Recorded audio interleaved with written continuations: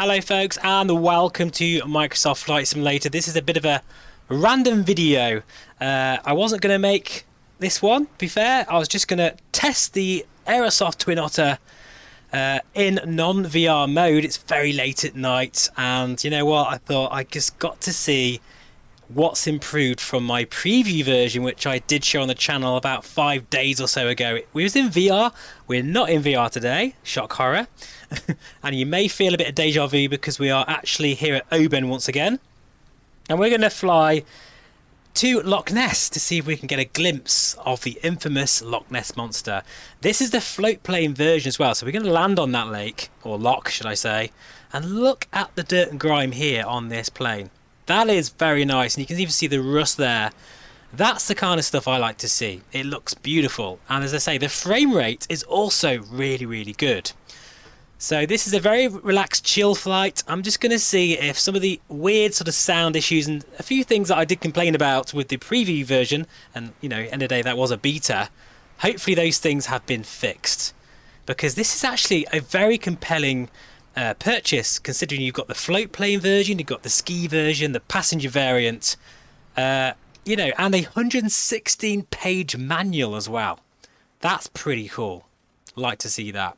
Right, anyway, let's just go into the back here. Everything looks the same as it was before. Textures look the same. That's not a bad thing at all, because they look really good before. I can see here the switches and vents don't work, which is a bit of a shame, but it's not a deal breaker. You know, it's £30, guys, which actually is quite cheap. But the package you're getting, I like the sound there. That's very nice. The wind as well. Squeaks and rattles. Ooh, wind disappears a bit too quick there.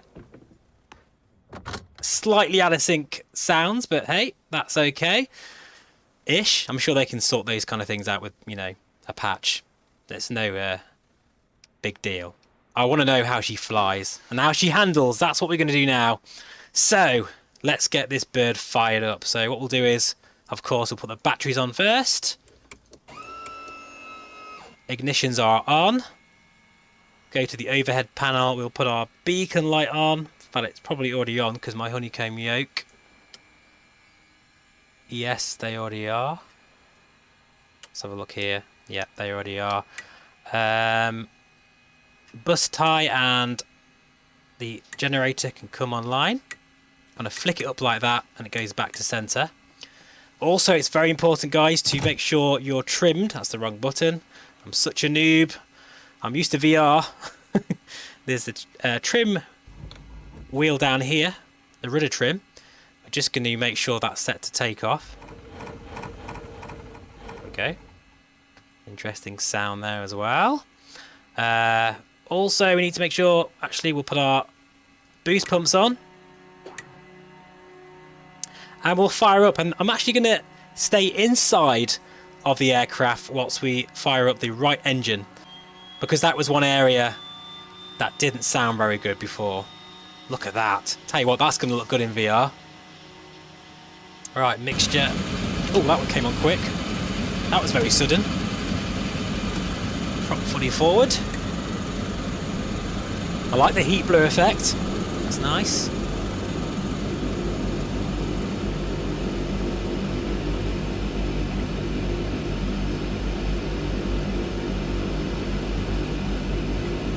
Hey, well, I'm going to stay inside the cockpit again because that felt a bit too sudden for me. So what I'm going to do here is actually just back off the mixture. And we'll do that again for the left engine. Just in case I did something a bit too sudden myself there. Okay, let's listen carefully here now.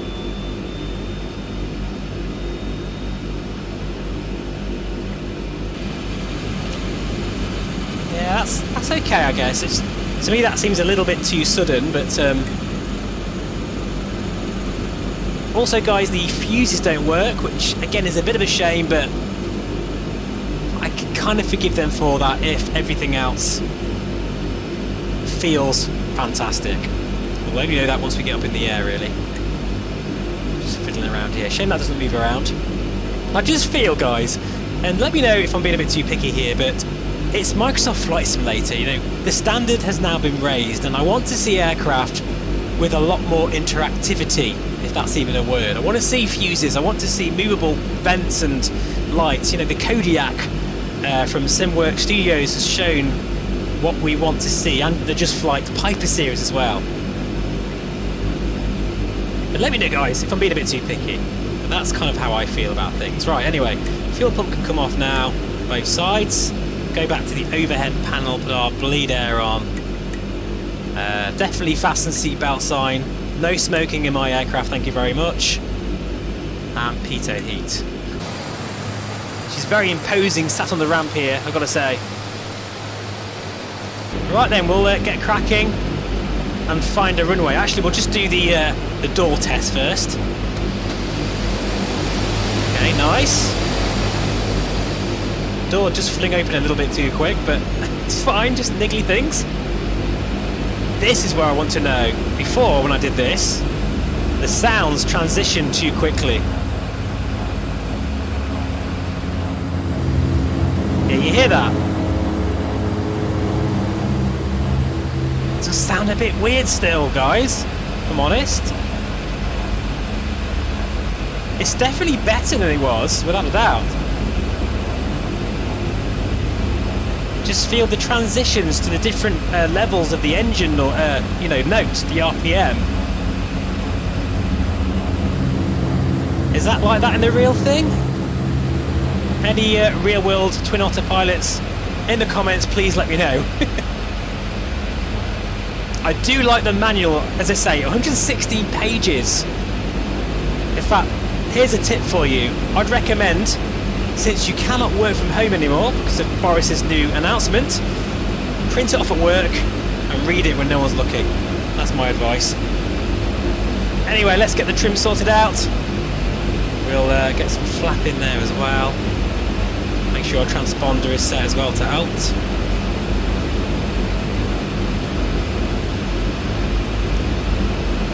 .20 flaps. We'll try that actually because it's quite a short runway. Didn't hear the flap sound there. Where's the flap sounds? Oh, listen. Wait a minute, I just heard the flap noise.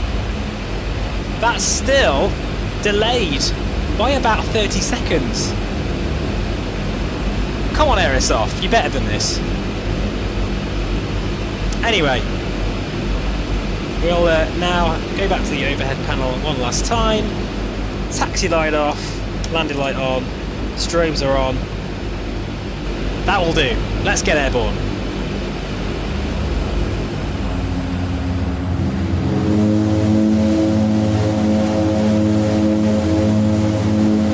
That doesn't sound right to me.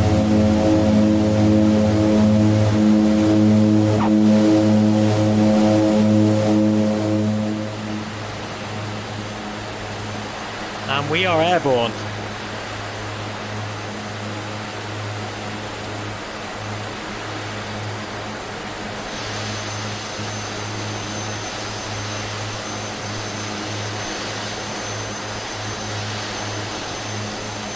Here coming up, nicely animated there.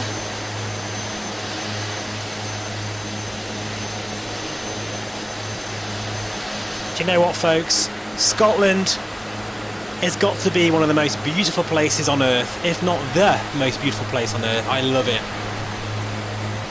And come spring, I will be there on the bike, without a doubt. This sim, it's beautiful. Right, anyway, we'll put the RPMs back a bit now. Not expecting any failure modelling, but we'll just do things fairly realistically in terms of looking after the engine. Manifold pressure coming back because torque is way too high there. I'm going to get yelled at here a little bit. I'm sorry, folks, I'm probably going to be the only one here on the internet in YouTube land that's going to complain here about the sounds, but it sounds okay outside. It's just inside, it just sounds a bit weird to me still, which is a shame because I love the Twin Otter and I'm sure most of you will have a great time with it, but if you're willing to just, you know, cope with those niggling little quirks, and hopefully there'll be a patch inbound, particularly Aerosoft. If you are watching this, please do just sort out just those silly little things. Then you've got a very, very nice aircraft on your hands here. It just lets the whole package down when you get silly things like that. And that's my brutal, honest opinion there. Anyway, let's carry on. I will join you a little bit later down the road when we start our approach into Loch Ness. See you in a bit.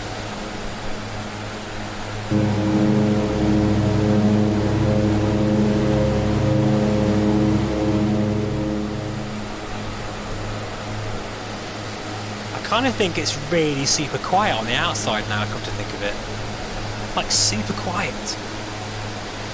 It's a turboprop. It should be like blowing your eardrums off. Now this aircraft is actually equipped with boots on the wing, which basically mean that when ice builds up you can kind of inflate them and hopefully it kicks the ice off.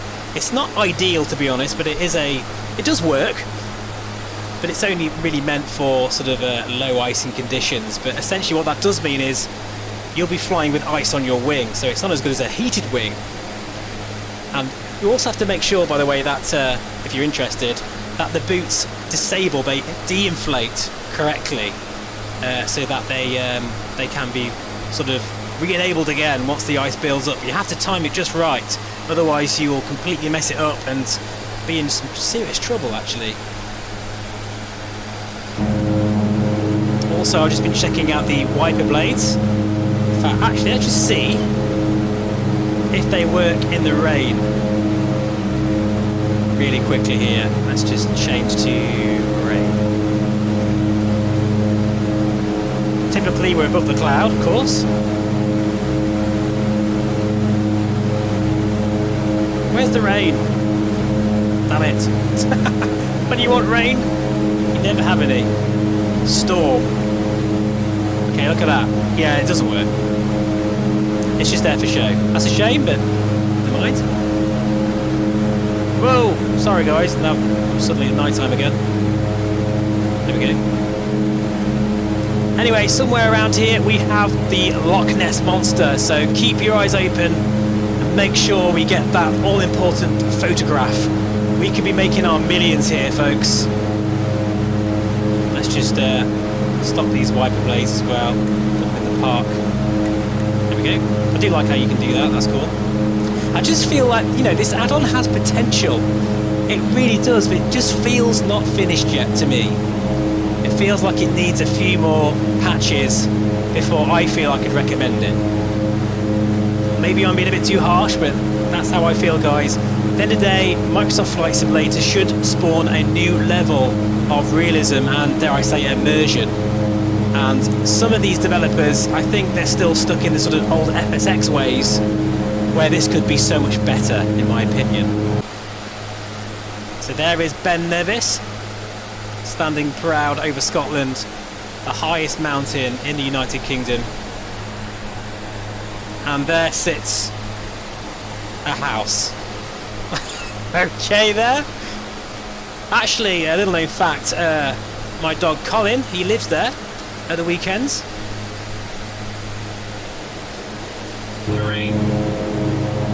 Oh, lovely. Just been given a cup of tea there. A late night cup of tea, thank you very much. It is decaf, isn't it? That's alright then. Right, anyway, you see here, that is Loch Ness we're coming up to now. So, no it isn't, it's here. This is Loch Ness here. And did you know, a bit of a fact here, Loch Ness has more water, or massive water, than all of the lakes in the Lake District. Did you know that? Pretty amazing.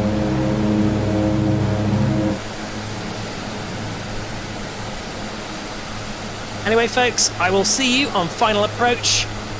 And let's see if we can finally capture a glimpse of the Loch Ness Monster.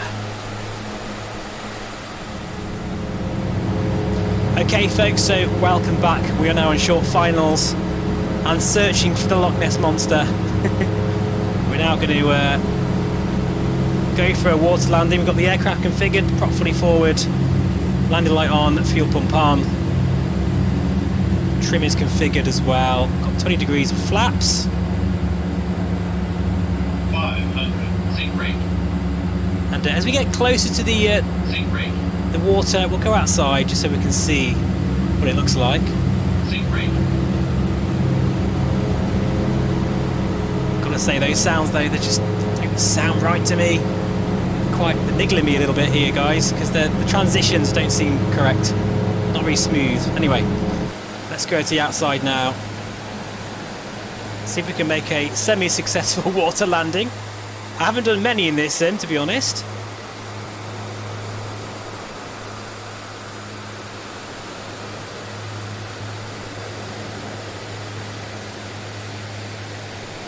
Here we go. Bit of a bounce there. Followed by lots of different bounces. That's very nice. I do like the wake there. That's cool. That's quite a nice screenshot right there, actually. Bobbing up and down on the waves. So there we are, folks. That is the Aerosoft Twin Otter, the final release version. I do love the way it flies, the way it looks. You know, mostly the sounds are very nice, apart from the engine sounds. And actually, I think they don't even sound that great from the outside either. They don't have any sort of spatial audio, which is very, you know, a thing now in Microsoft Flight Simulator. I feel like this is more of a port than anything else. Feel free to disagree, guys, and thank you so much for watching. We'll cut the power. And maybe we'll see the Loch Ness Monster on a different flight. Who knows? We're now just going to enjoy this beautiful scenery. And I'll see you again very soon. Look at that for a shot. Wow. Take care, folks. Bye for now.